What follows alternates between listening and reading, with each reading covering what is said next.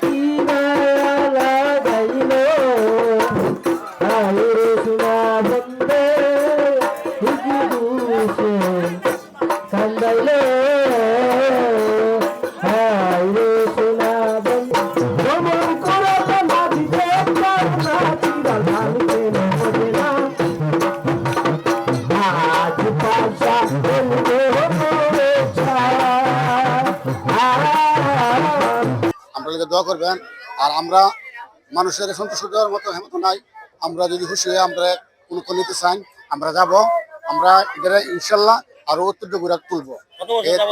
এটা 60 বছর যাবত খেলাটা আমাদের গ্রামে রয়ে গেছে। আমরা বাচ্চারা হেলে গেছে, এখন আমরা ছেলে মেয়েরা শিখতেছে। ভালোই চলতেছে। লাঠিয়ালা আপনার দেহেন ওগুলোই শান্তি লাগবো।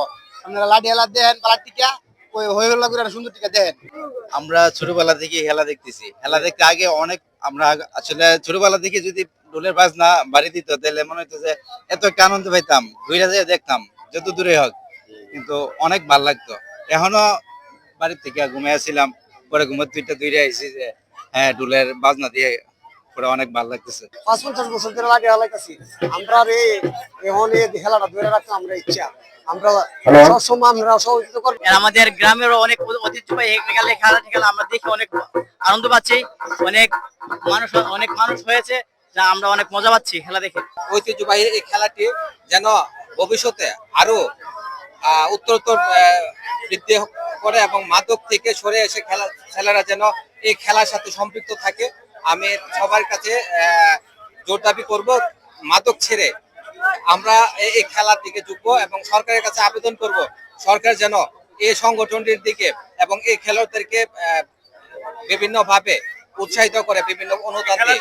এই বাংলা ও বাঙালির ঐতিহ্যবাহী লাঠি খেলার আয়োজক এবং খেলায় যারা অংশগ্রহণ করছে এবং যিনি আজকে এই খেলার প্রধান অতিথি ছিলেন সহযোগী হিসাবে, এবং উপস্থিত সাংবাদিকবৃন্দ, দর্শকবৃন্দ, সবাইকে জানাচ্ছি নবীনগর প্রেস ক্লাবের পক্ষ থেকে অভিনন্দন।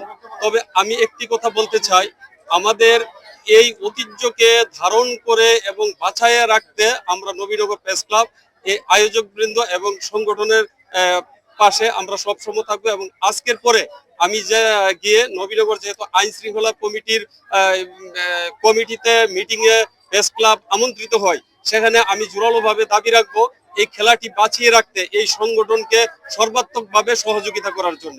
কারণ এবং এটি বিশ্বে ছড়িয়ে ছিটিয়ে যাবে আজকের পরেই। কাজে এটি আমাদের অহংকার, এটি আমাদের গর্ব। কাজে এটিকে আমরা বাঁচিয়ে রাখতে আমরা একই সাথে আবারও শপথ করি এবং তাদেরকে আমরা সহযোগিতা করব। ধন্যবাদ আপনাদেরকে।